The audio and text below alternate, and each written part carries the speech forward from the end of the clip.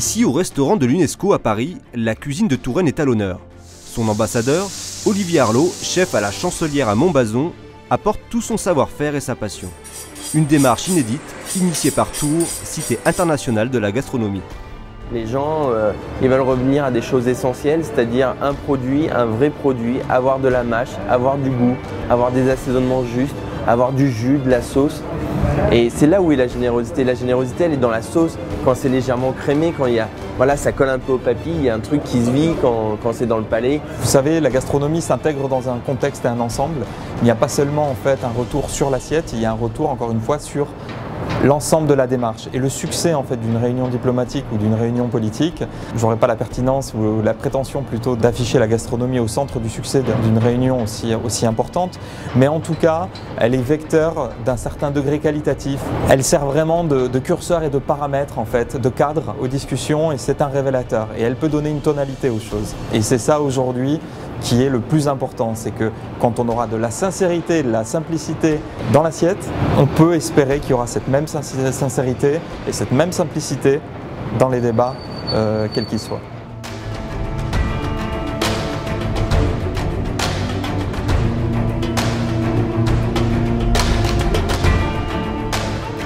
Le but, c'était quoi? C'était de venir à Paris, de promouvoir la Touraine, de promouvoir la cuisine tourangelle qui des fois, pas mis en marge, mais on sait très bien que d'abord tout se passe à Paris, puis après c'est redistribué vers la province.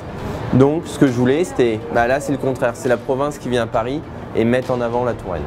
Au travers d'une personnalité, d'un feeling et d'une signature, on va même au-delà de ça, c'est-à-dire qu'il ramène dans son assiette et dans son plat un territoire, une culture, un terroir, des matières premières.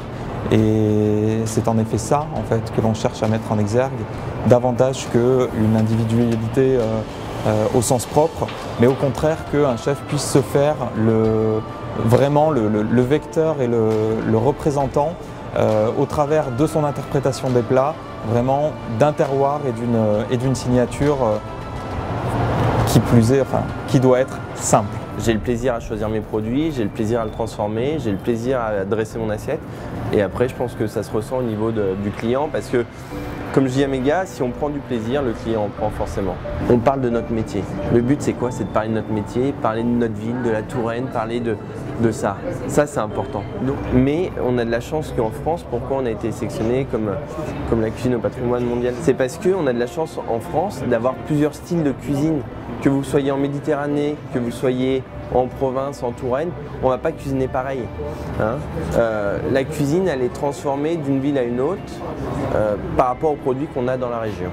Voilà, ça c'est important. Si on est soi-même quand on fait son plat, le message c'est que les clients vont ressentir ce que je suis personnellement. C'est-à-dire, moi j'aime partager, passer des bons moments quand je suis à table. C'est vraiment, voilà, on est à table, on discute, on est là pour oublier tout ce qu'il y a autour de nous et essayer de prendre le plus de plaisir possible.